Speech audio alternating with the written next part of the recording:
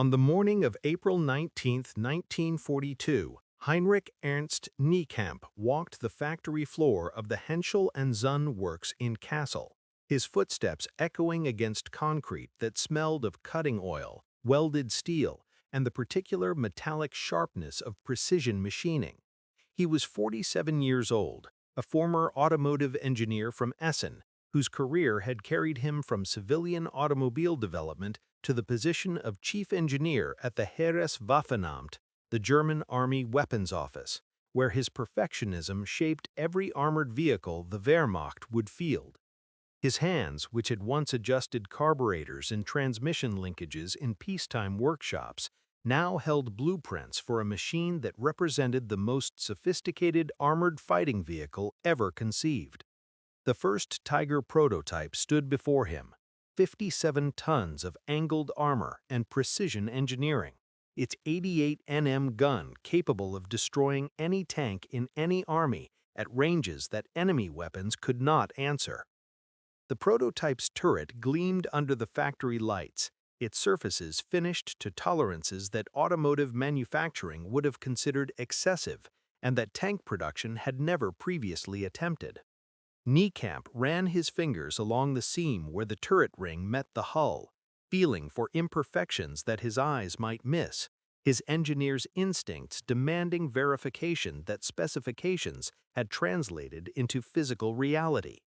The measurements he had demanded, clearances in hundredths of millimeters, surface finishes that approached mirror smoothness, component fits that eliminated the looseness and rattling that characterized other nations' armored vehicles.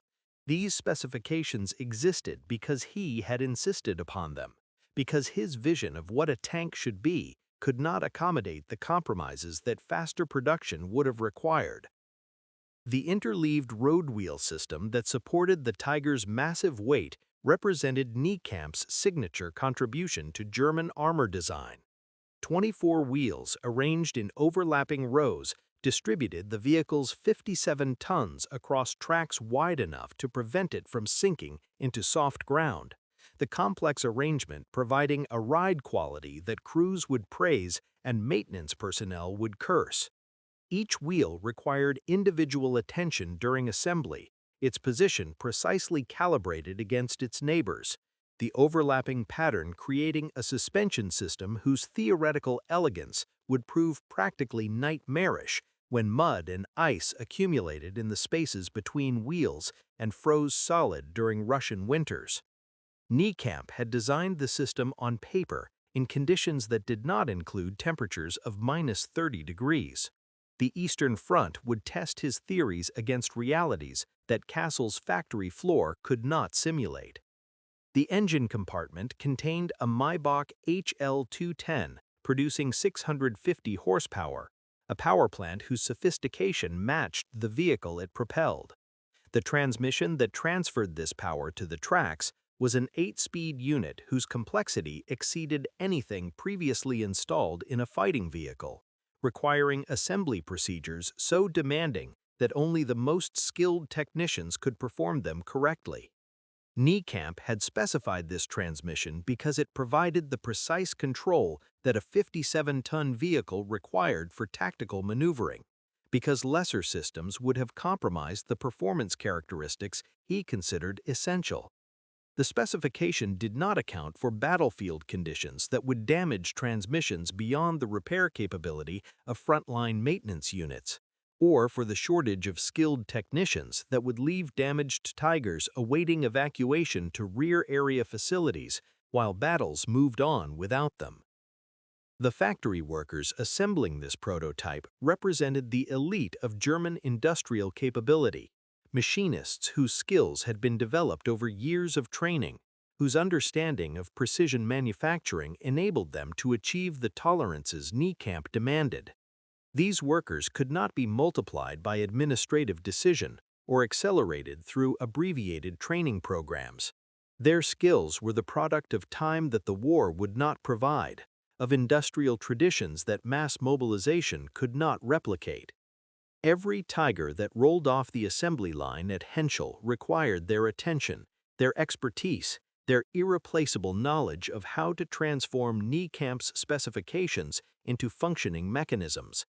The production rate that resulted, approximately 25 vehicles per month at peak output, reflected not industrial failure but the inherent constraints of building machines whose complexity consumed the labor that simpler designs would have conserved.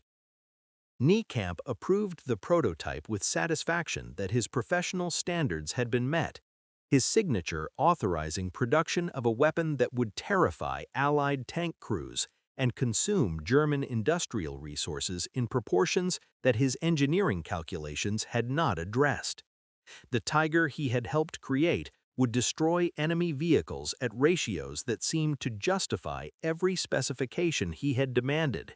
It would also exist in numbers so limited that those ratios could not affect the war's outcome. The perfection he pursued was real. Its strategic consequences would prove catastrophic. The engineering philosophy that Kniepkamp embodied in the Tiger had not always governed German weapons development. The tanks that conquered France in May 1940 were not superior machines. They were adequate machines employed with superior doctrine, produced in sufficient numbers to execute operations that better weapons in smaller quantities could not have accomplished. The Panzer III and Panzer IV that swept through the Ardennes and raced to the Channel coast were designs that reflected a different set of priorities that the war's early successes would obscure and its later disasters would vindicate too late.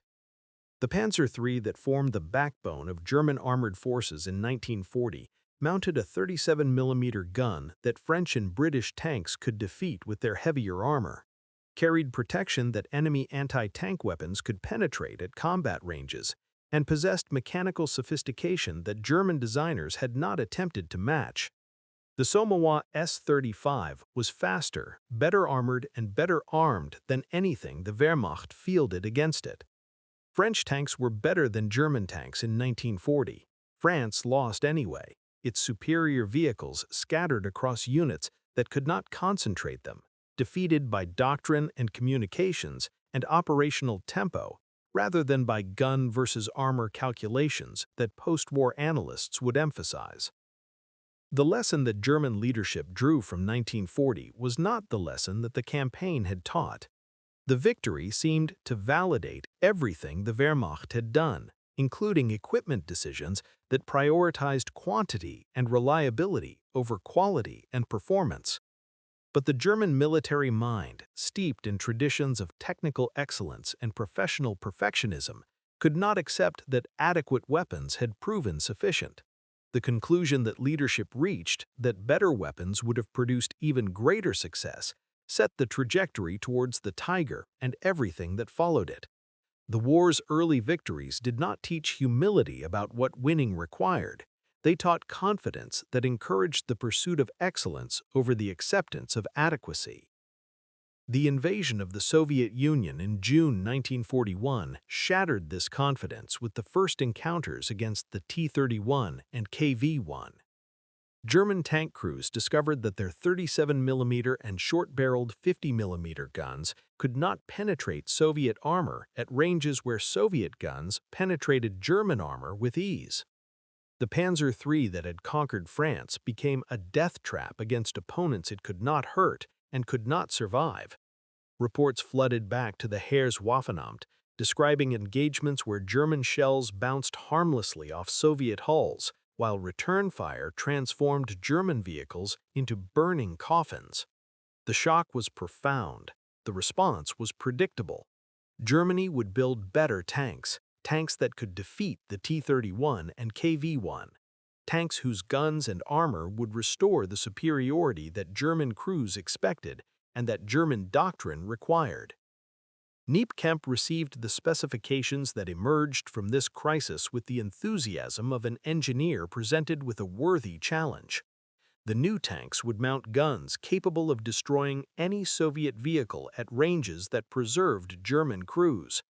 They would carry armor that Soviet weapons could not penetrate at standard combat distances, and they would incorporate every refinement that German engineering could devise, every improvement that peacetime development had not permitted. every feature that would make them the finest armored vehicles in the world.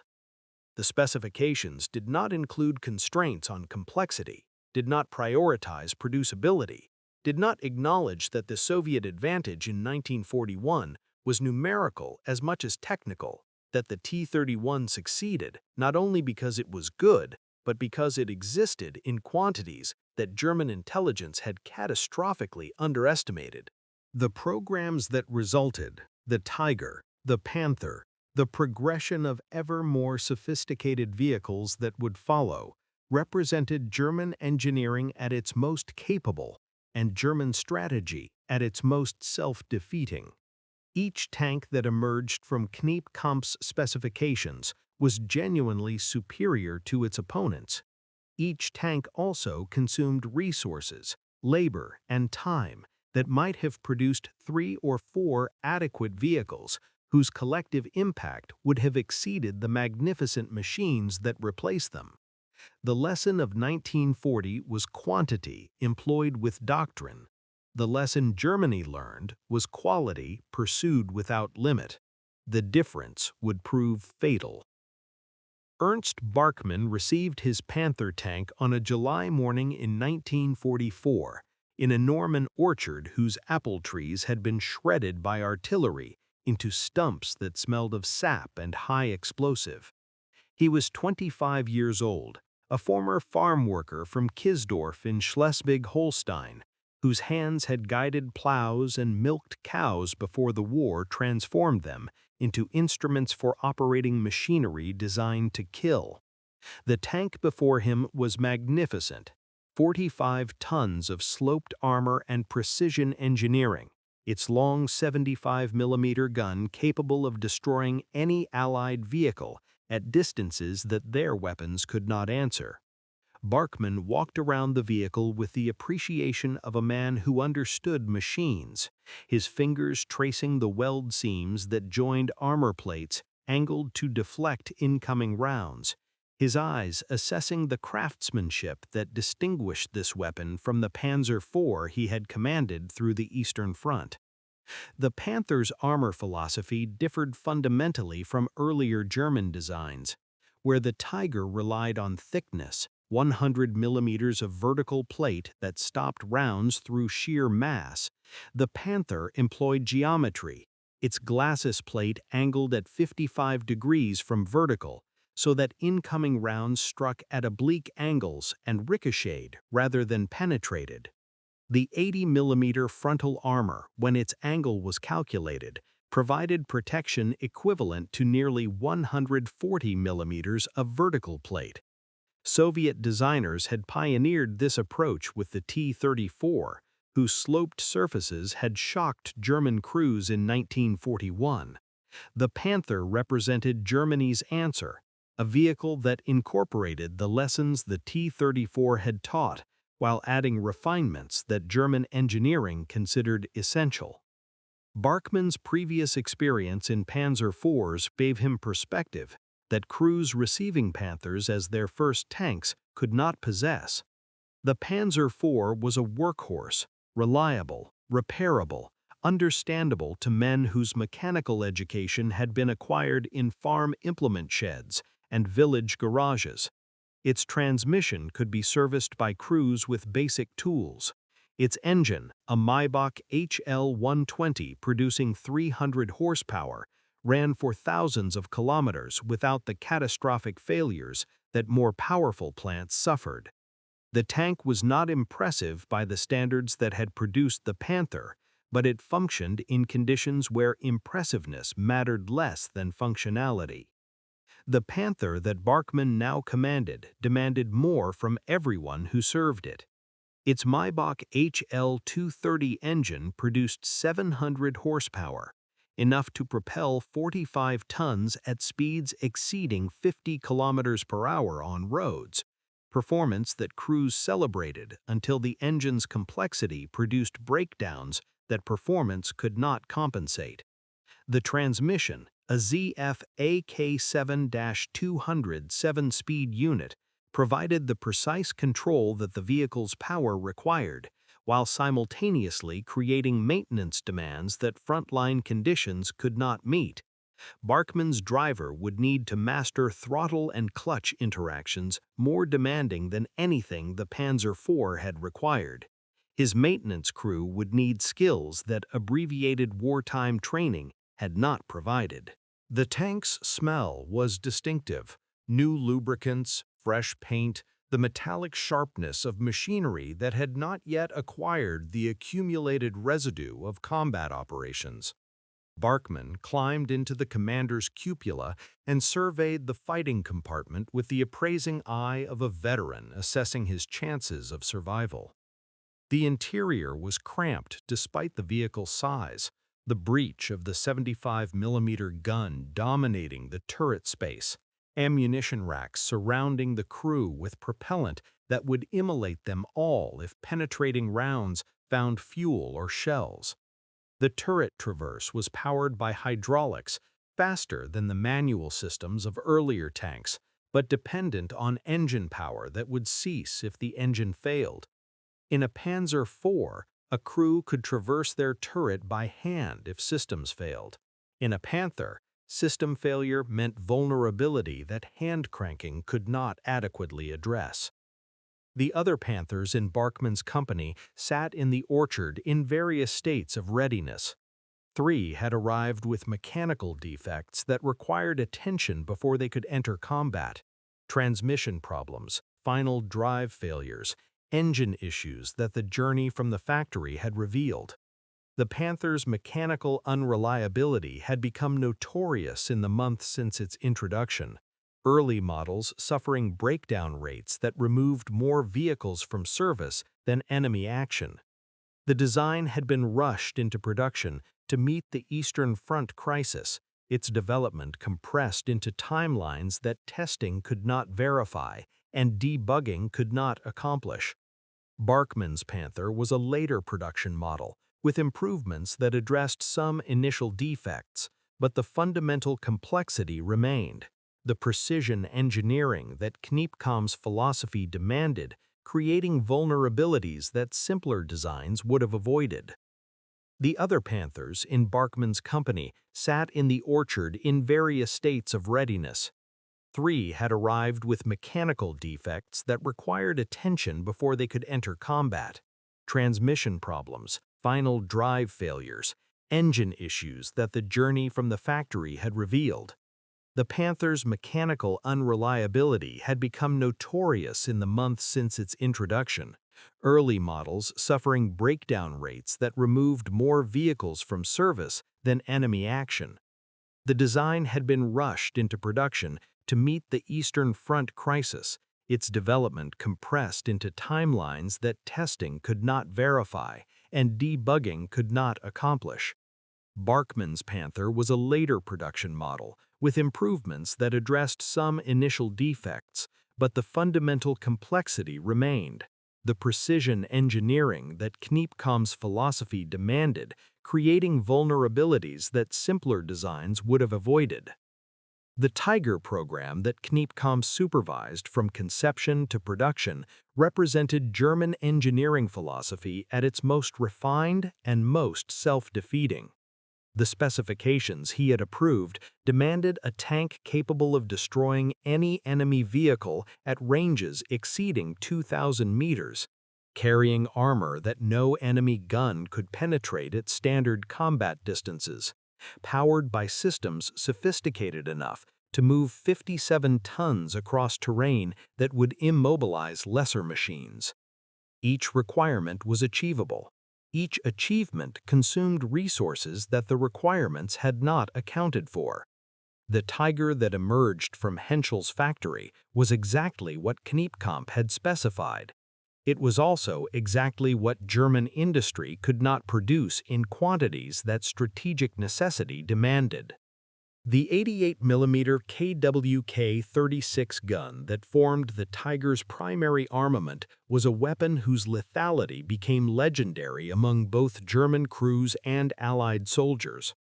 Derived from the anti-aircraft gun that had proved devastating against British tanks in North Africa, The tank-mounted version fired a round that could penetrate 120 millimeters of armor at 1,000 meters, sufficient to destroy any Allied tank at ranges where return fire posed minimal threat.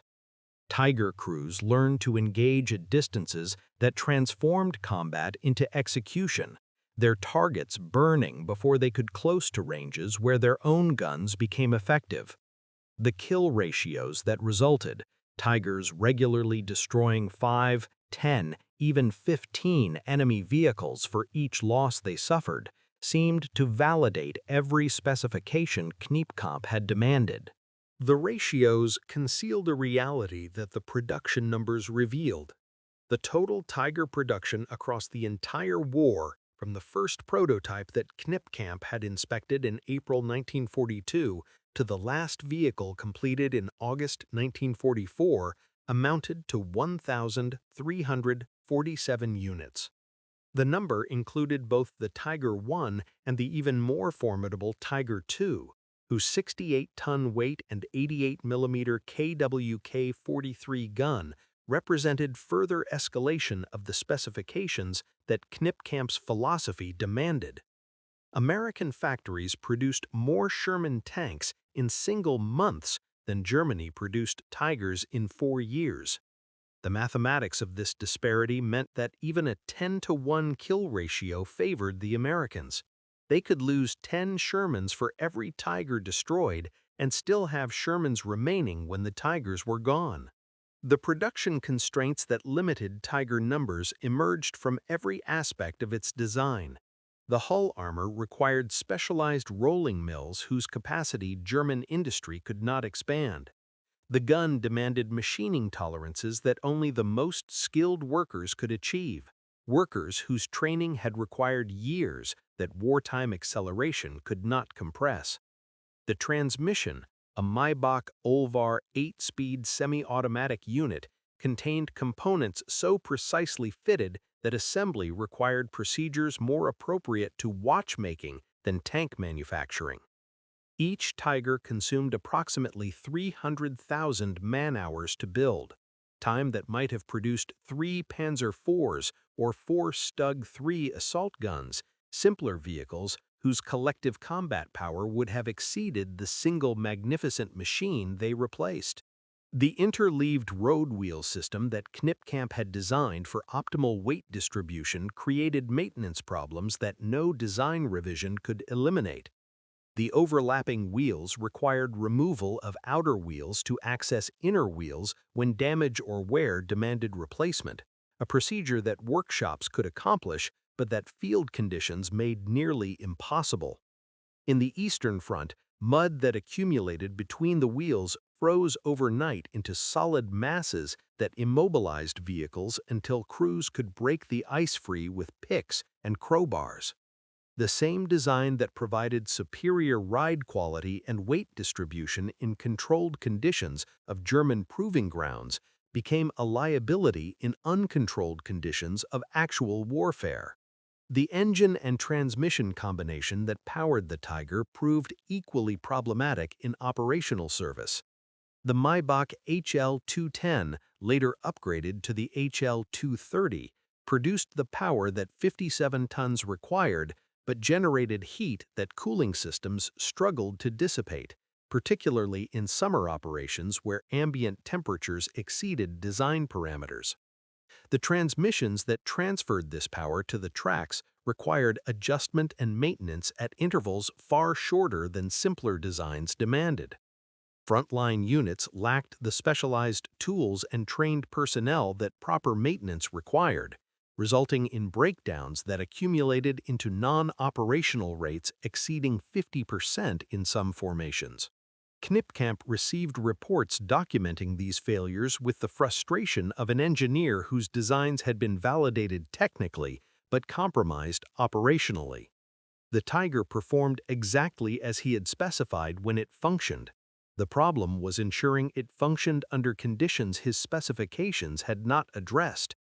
His response was characteristic of the engineering philosophy he embodied: improved designs, tighter tolerances, enhanced systems that would address identified problems through increased sophistication.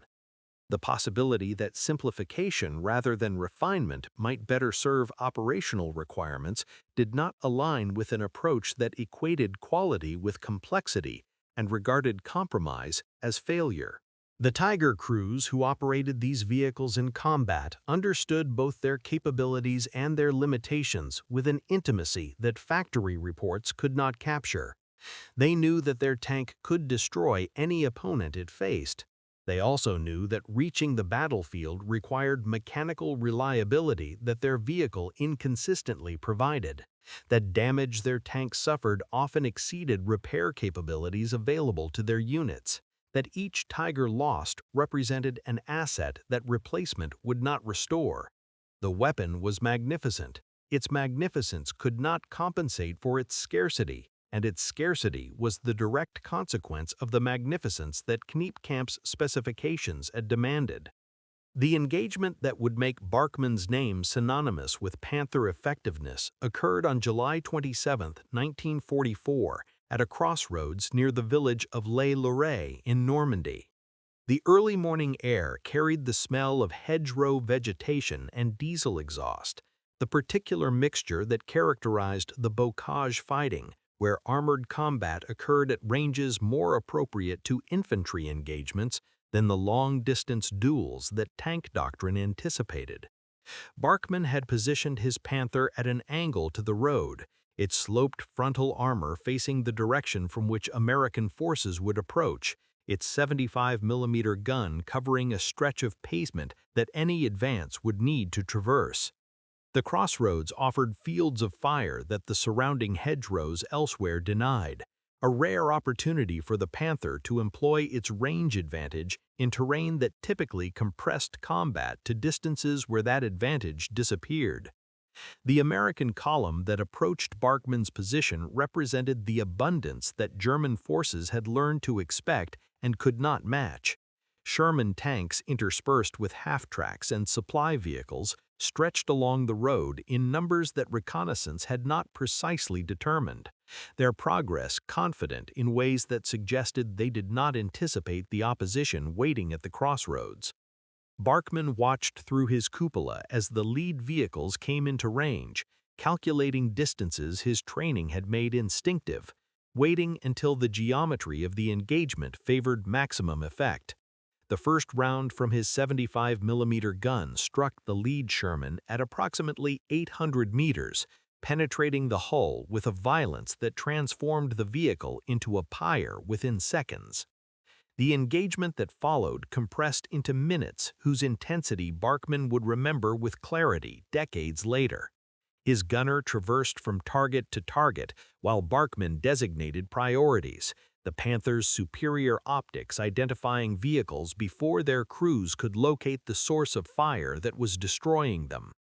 The sloped armor that protected Barkmann's tank deflected rounds that American guns fired in response, the angled glacis proving itself against weapons that vertical armor of equivalent thickness could not have stopped.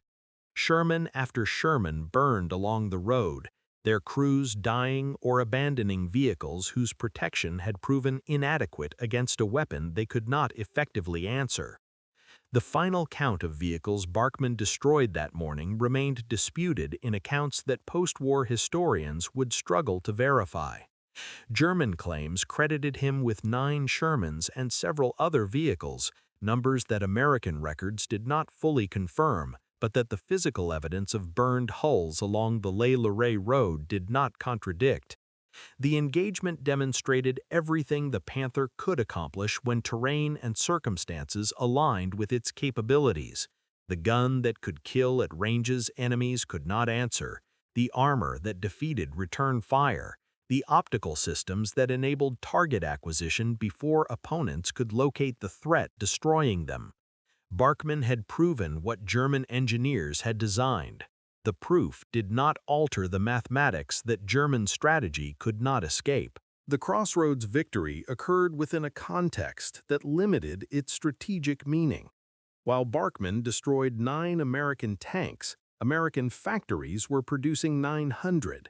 While his single Panther dominated the engagement, three other Panthers from his company sat in repair facilities awaiting parts that over-engineered systems required and overstretched logistics could not deliver. The kill ratio that Barkmann achieved, impressive by any tactical standard, could not scale to operational significance when the vehicles achieving such ratios existed in numbers too small to affect campaign outcomes. Each Panther that performed magnificently represented a concentration of resources that might have produced multiple adequate vehicles, whose collective impact would have exceeded the single magnificent one. The mechanical problems that plagued the Panther force manifested in Barkmann's own experience with regularity that no amount of crew skill could prevent. The transmission that enabled precise maneuvering during the Lelore engagement required adjustment at intervals that combat operations could not accommodate. The final drives that transferred power to the tracks wore at rates that design specifications had not anticipated, the 45-ton vehicle stressing components beyond their engineered limits.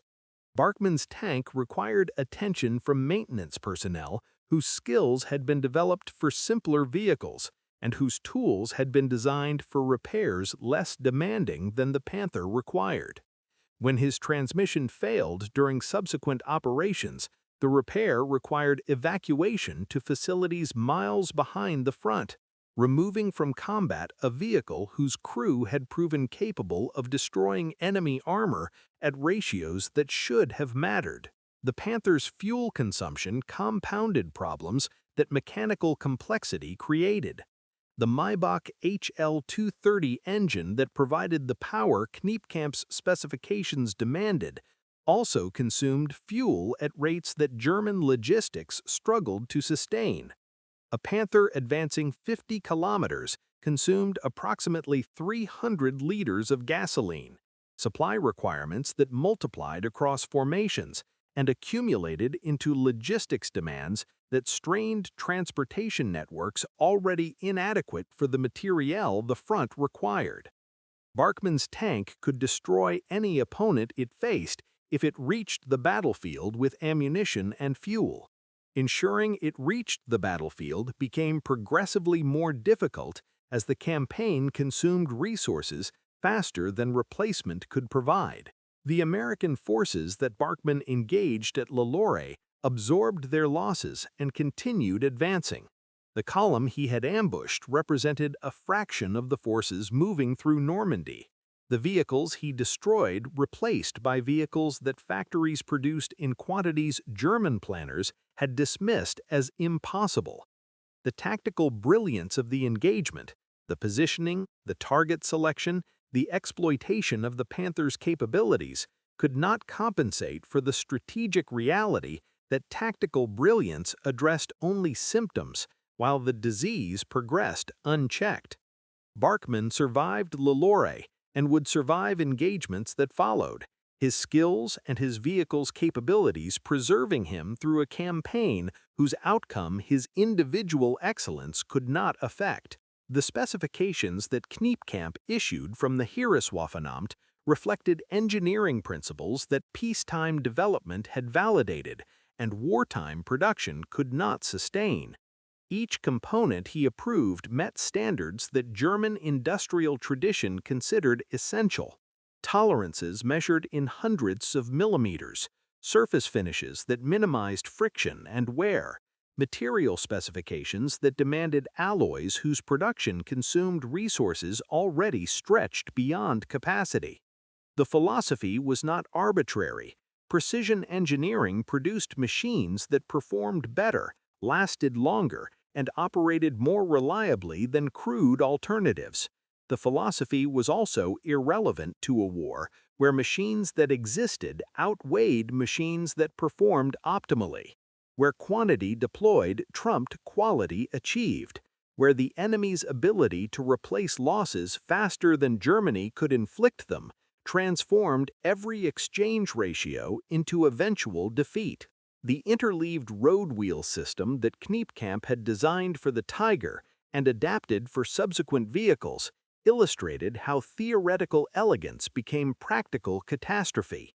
The overlapping wheels distributed vehicle weight across the widest possible track contact area, reducing ground pressure to levels that prevented bogging in soft terrain and provided ride qualities that crews appreciated during long movements. The system worked exactly as designed in conditions that design anticipated. It failed catastrophically in conditions that Russian winters imposed. Mud freezing between the overlapping wheels into solid masses that no amount of engine power could overcome. Crews on the Eastern Front learned to park their Tigers and Panthers on logs or straw to prevent ground contact that would freeze the suspension solid, expedients that doctrine had not addressed because engineers had not imagined their necessity. The maintenance implications of interleaved wheels extended beyond frozen mud to routine operations that simpler designs would have simplified. Replacing an inner road wheel required removing multiple outer wheels first, a procedure that workshops with proper equipment could accomplish in hours, but that field conditions extended into days. A single damaged wheel that a conventional suspension would have addressed through straightforward replacement became a maintenance cascade that consumed time and labor in multiples of what the original damage would have justified. Kniepkamp's design solved a problem, weight distribution, while creating problems that the solution's elegance could not excuse. The transmissions that Kniepkamp specified for German heavy tanks reflected the same pattern of sophisticated solutions, creating operational complications. The Maybach-Olvar semi-automatic transmission in the Tiger provided shift quality that crews praised, its hydraulic operation enabling gear changes smoother than manual systems could achieve. The sophistication that enabled this quality also required adjustment tolerances so precise that field maintenance could not achieve them, repair procedures so complex that only factory-trained technicians could perform them correctly, replacement components machined to specifications that frontline workshops could not verify. A damaged transmission that simpler designs would have returned to service in days required evacuation to rear area facilities where proper repairs might take weeks during which the vehicle contributed nothing to operations that its absence compromised. The contrast with Soviet design philosophy illuminated what German engineering culture could not accept. The T-34 that had shocked German forces in 1941 was not a refined machine by standards Kniepkamp would have recognized. Its transmission was crude, requiring physical strength to shift and wearing at rates that German specifications would have rejected.